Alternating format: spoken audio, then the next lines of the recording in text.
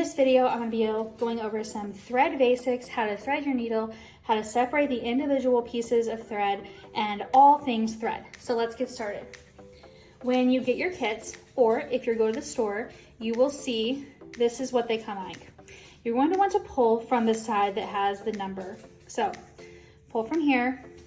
That's the best way to get them not tangled. You'll see down here I have one on the bobbin. This is kind of my preferred way to keep them.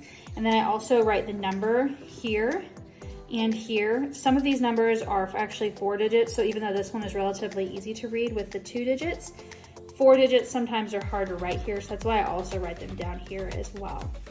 So that's how I store them, but either way works. So we're going to cut off a piece of this. It's about an arm's length is what you're generally going to want to go for, though I usually do a little bit longer than that.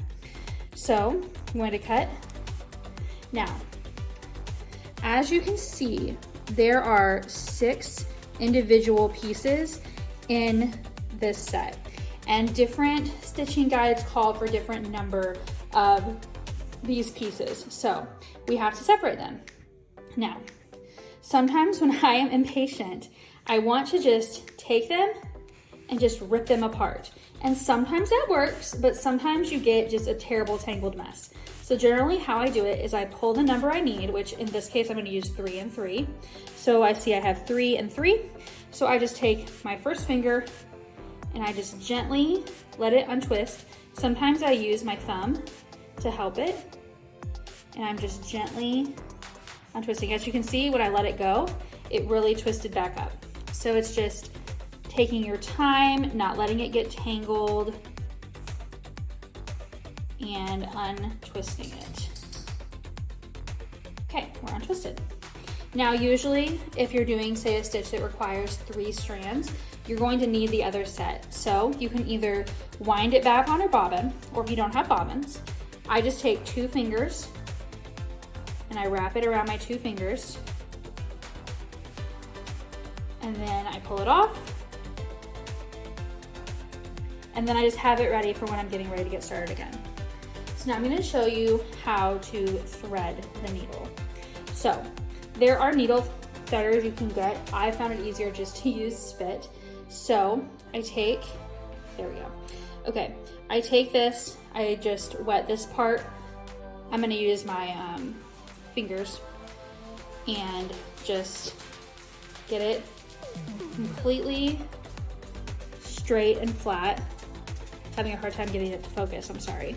And then I hold it, I take my needle, and just pull it through. So that's how I thread the needle. I apologize about my dog walking around. He always seems to walk around while I'm doing videos, and then he stops when I'm not doing videos. I don't understand it. So to do knots at the end, I always do 2 knots. So I'm going to do 1 knot, and untied, and then another knot, and tied. If they happen to not be on top of each other, I'll just do a 3rd knot to kind of bulk them all together. And then I cut off the excess. If you don't cut off the excess, sometimes whenever you're going to stitch, you'll accidentally pull that piece through and it can be a pain to get out. One of the reasons why I like using these sewing scissors is because they're very sharp and it's easier to get like a very clean line. So for example, okay, I'll show you on this one. So for example, it's a very clean line. So that makes it easier to thread the needle. And if you notice, if say your needle accidentally comes off the thread, it can be hard to put it back in sometimes because these edges just get frayed as you go in and out of your canvas. So if I need to thread the needle again and it's giving me trouble, I'll usually just cut off a little bit of it so it has that nice even stitch. The other thing when you're threading the needle is you're going to want to give yourself enough leeway to where you're not going to accidentally pull your needle off your thread, but you don't want to have it be like too far down, for example, because if it's all the way down here, then every time you stitch, you're going to actually be stitching through twice. So I usually do say, about this much, sometimes a little more, sometimes a little less, depending on the stitch, just to make sure that I don't pull off my needle because that is just a little bit of a pain. As you have smaller amounts like this 3, it can get trickier to get the to separate the thread. So if I was going to do, let's say I was doing a stitch that I needed for some reason 2 of this color and 2 of this color. I'm gonna go ahead and separate this. And I have found in my experience, see, I'm just slowly untwisting, and now I'm separated. I have found in my experience that if I take this 2 and I try to combine it with another one, another different color, it doesn't combine as nicely. So then what I generally do is I separate each of the 4 strands individually. I'm lost focus, I'm sorry.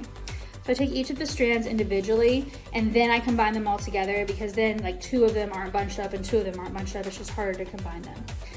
So this is just in general thread FAQs. I do recommend sharp little scissors and always pull from the number side so that you don't get a big tangle. And if you happen to get a big tangle, just cut it off. It's okay. It's not a big deal. And remember to slowly separate your thread. I'm gonna cut off this knot and show you one more time. I'm just gonna like rip it, and this works sometimes, but say you're just doing this. This one I think is gonna work. Okay, but sometimes it just, you get in a huge knot. So in general, the thing that I always like to do is just pull them apart. Now I'm getting to just the final 2, right? So it's a little trickier. Use my pointer finger and just gently pull them apart. And that's how I separate the floss. That's how I keep it from getting in a huge tangle, how I thread the needle, and how to do the knot at the end. So happy stitching. Remember, you can find all of our embroidery kits on our website, elly.gr, as well as linked in this video.